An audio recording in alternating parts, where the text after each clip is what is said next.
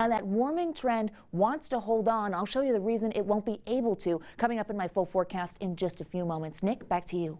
All right, Alana, thank you very much. We're going to stick with snow for now, and the return to snow to our state certainly has officials warning of avalanche danger. ABC4's Nicole Newman joining us live from Little Cottonwood Canyon now. Nicole, what can you tell us? Well, Nick, as Alana just mentioned, 12 to 18 inches of new snow fell in parts of our state overnight. With high winds, it's enough snow to help create an avalanche. Earlier this year, 2 people from Utah died after getting caught in an avalanche. 30 degrees or steeper set up prime conditions for one. Experts say it's like a black diamond ski run. And what makes it potentially more dangerous right now is that most ski slopes this time of year are backcountry. So if you go there, there may not be anyone to help you. Equate it to just being like in a car accident. You're going 80 miles an hour. Once bad things start happening, you're really out of control. And that's exactly what happens in an avalanche.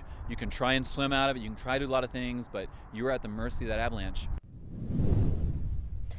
It's recommended that you ski, sled, or snowmobile with a partner, that you bring proper gear, and that you check the avalanche forecast. Live in Little Cottonwood Canyon, Nicole Newman, ABC4 News.